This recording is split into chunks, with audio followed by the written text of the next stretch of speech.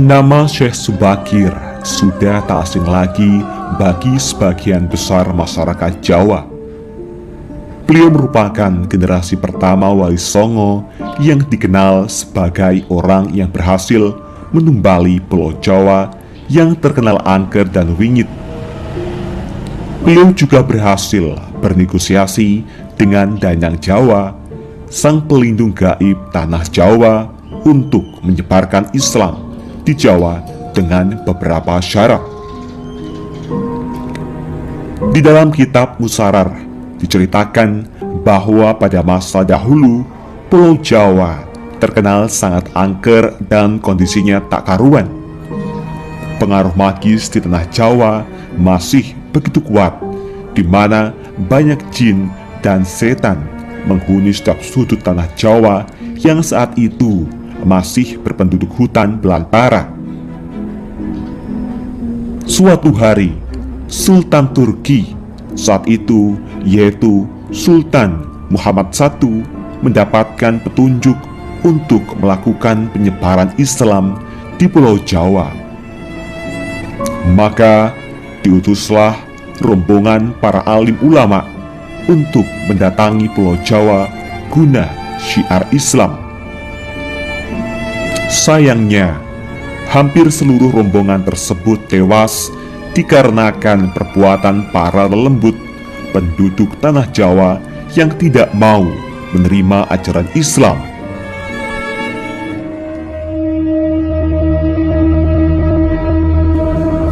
Mendengar kegagalan utusan yang dikirimnya membuat Sultan Muhammad I sedikit gusar.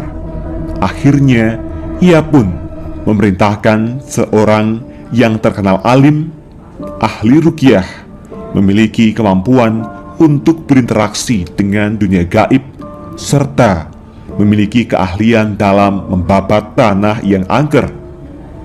Dialah Syekh Subakir, yang memiliki nama asli Syekh Tambuh Ali bin Syekh Bakhir, lelaki yang berasal dari tanah Persia atau yang sekarang lebih dikenal dengan negara Iran. Setelah mendapat perintah Sultan, Syekh Subakir langsung berlayar ke Pulau Jawa. Namun, sebelum sampai ke Pulau Jawa, beliau terlebih dahulu mampir ke Praja Keling, sebuah daerah yang diduga terletak di India, untuk mengajak penduduk di Praja Keling agar mau menempati Pulau Jawa. Sekitar 20.000 penduduk Praja Keling turut serta dalam pelayaran Syekh Subakir menuju Pulau Jawa.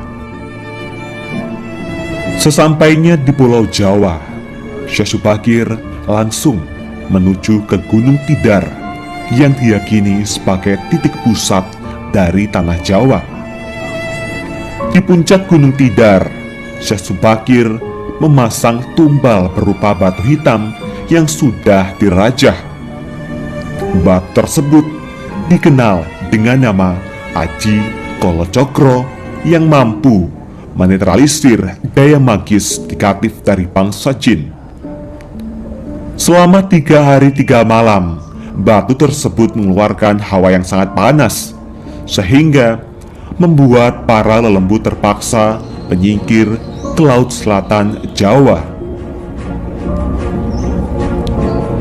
Kegegeran di dunia gaib pun mengusik ketenangan Ki Semar Bodronoyo, sang danyang tanah Jawa, yang selama ribuan tahun khusyuk bertapa. Selanjutnya terjadilah adu kekuatan antara Syekh Subakir dengan Ki Semar selama 40 hari 40 malam. Sebab sama-sama kuatnya, akhirnya Ki Semar menawarkan sebuah perundingan kepada Syekh Subakir, yang mana menghasilkan sebuah perjanjian yang terkenal dengan sebutan Perjanjian Sabdo Palon. Syekh Subakir menyampaikan maksud kedatangan beliau ke tanah Jawa guna menyebarkan ajaran Islam, agama yang dibawa oleh Nabi Muhammad sebagai pamungkas agama Samawi. Kemudian Ki Semar pun memperbolehkan Syekh Subakir untuk menyebarkan agama Islam di tanah yang ia lindungi. Berikut dialog Sabto Palon dengan Syekh Subakir yang terjadi di atas Gunung Tidar, Magelang. Dialog penulis turunkan adalah dialog versi imajiner yang penulis olah dari hikayat tersebut dengan bahasa penulis sendiri.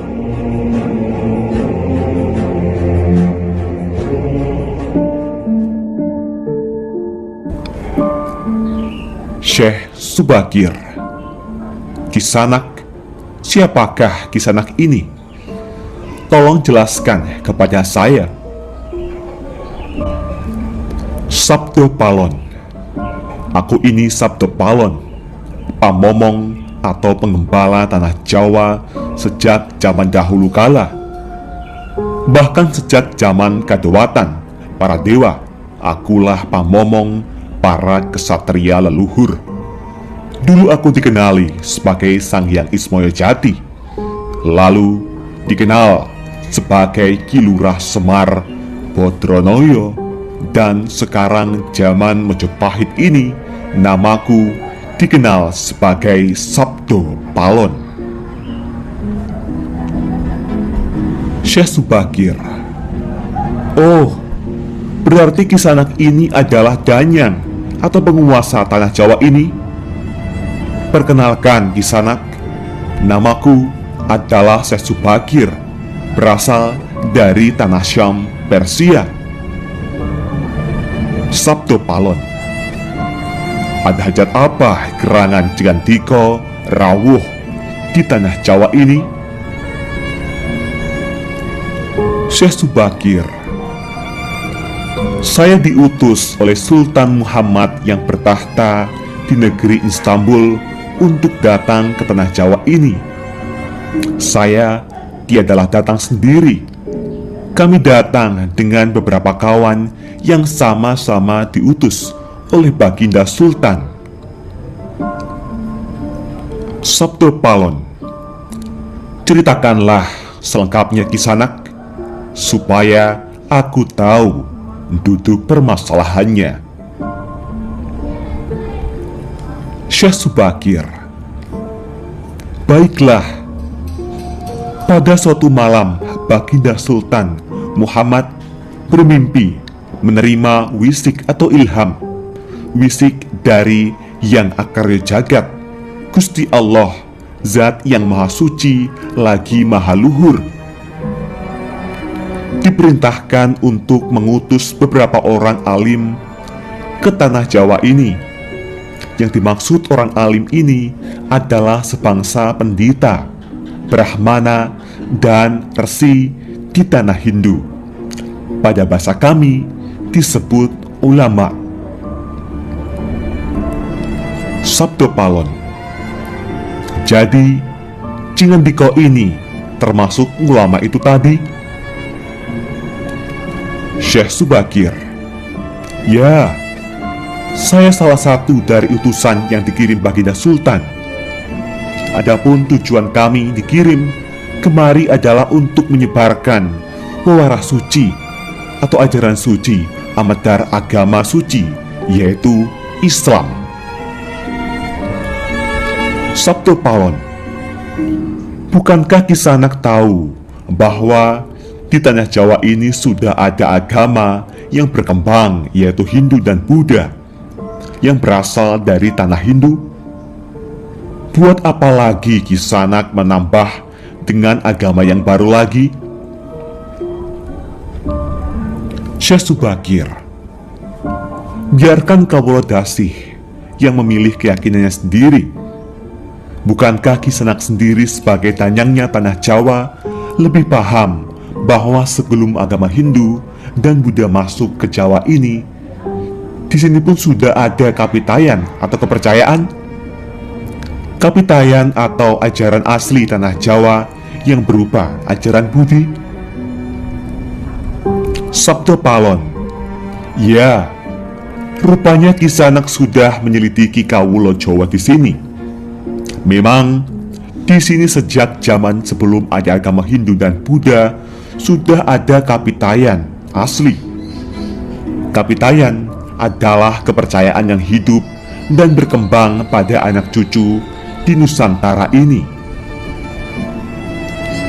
Syekh Subakir, jika berkenan, tolong ceritakan bagaimana kapitayan yang ada di tanah Jawa ini. Sabdo Palon, secara ringkas kepercayaan Jawa begini.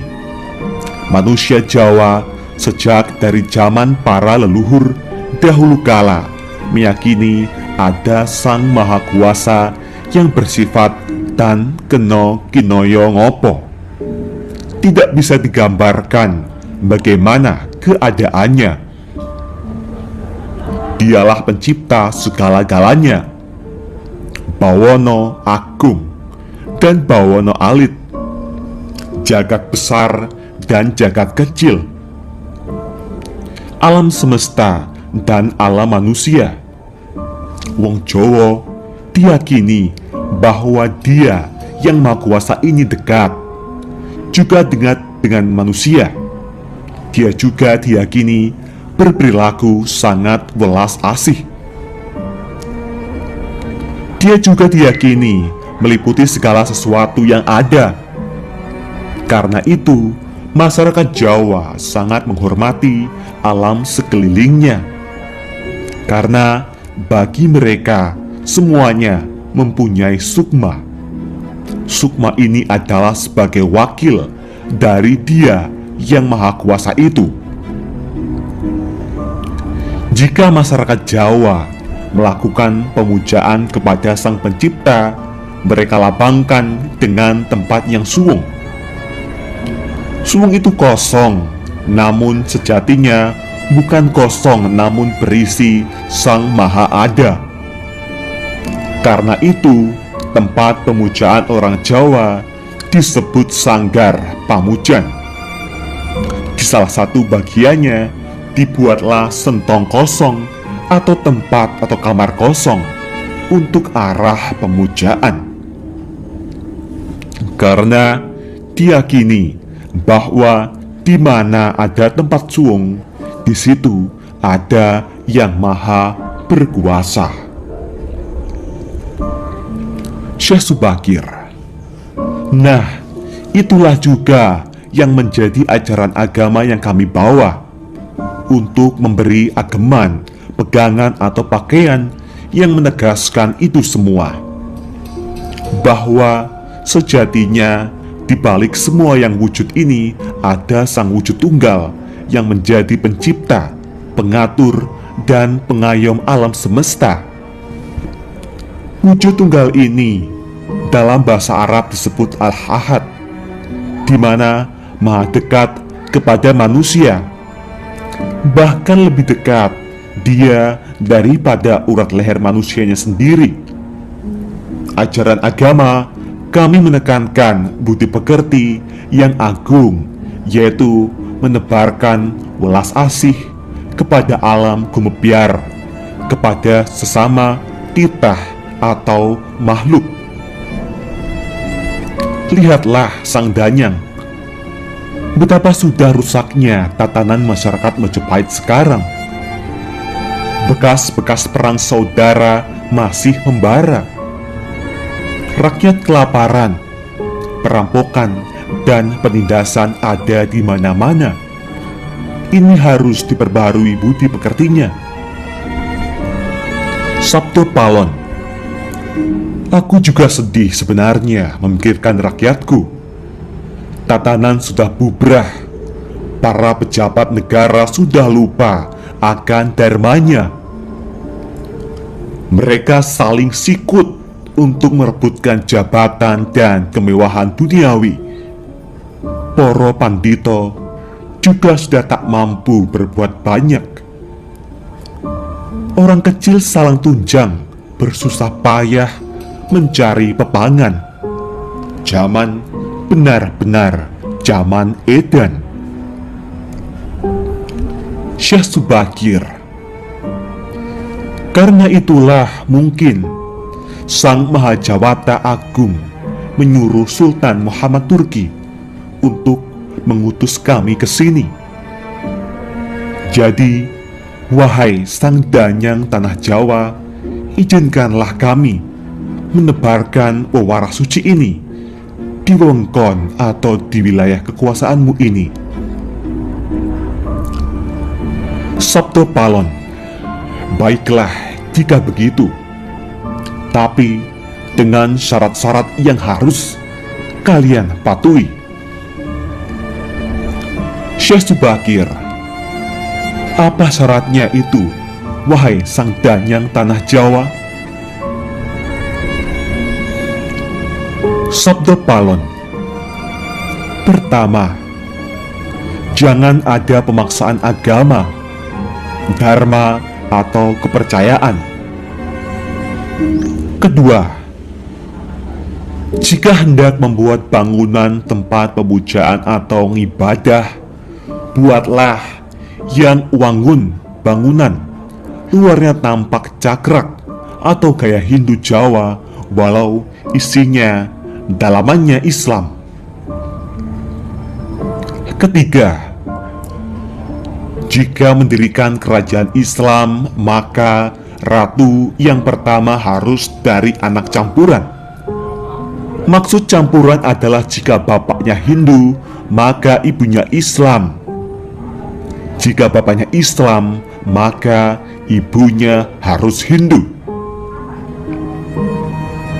Keempat, jangan jadikan wong Jawa berubah menjadi orang Arab atau Parsi. Biarkan mereka tetap menjadi orang Jawa dengan kebudayaan Jawa, walau agamanya Islam. Karena agama setahu saya adalah dharma, yaitu lelaku hidup atau budi pekerti. Hati-hati jika sampai orang Jawa hilang Jawanya, hilang kepribadiannya, hilang budi pekerti yang adiluhung, maka aku akan datang lagi. Ingat itu, 500 tahun lagi, jika syarat-syarat ini kau abaikan, aku akan muncul membuat goro-goro. Syekh Subakir, baiklah, syarat pertama sampai keempat aku setujui. Namun, khusus syarat keempat, betapapun aku dengan kawan-kawanku akan tetap menghormati dan melestarikan budaya Jawa yang adiluhung ini.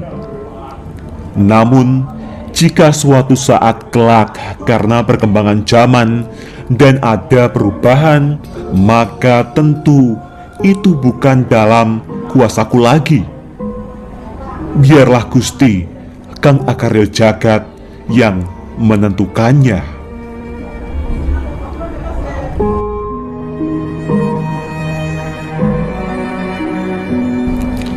Itulah tadi percakapan antara Sabto Palon dan Syekh Subakir. Memang susah untuk mengetahui keadaan, asal-usul, atau gambaran kondisi sebuah masyarakat nun jauh ke masa lalu. Semakin jauh masa itu, semakin gelap gambarannya.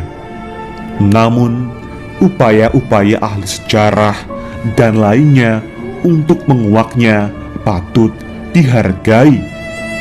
Paling tidak ada sedikit gambaran yang mungkin bisa kita lihat, meski tidak sebenarnya benar 100%. Bahwa kata Jawa itu bisa diartikan gemati, perhatian, menghargai, menyayangi. Jadi siapapun mereka bisa melakukan itu semua di Pulau Jawa ini akan menjadi leluhur Jawa, entah dia dari belahan dunia manapun. Itulah tadi bunyi perjanjian Sabto Palon dengan Syekh Subakir. Semoga gambaran kisah yang nun jauh di masa lalu ini bisa dijadikan sebuah mawas diri.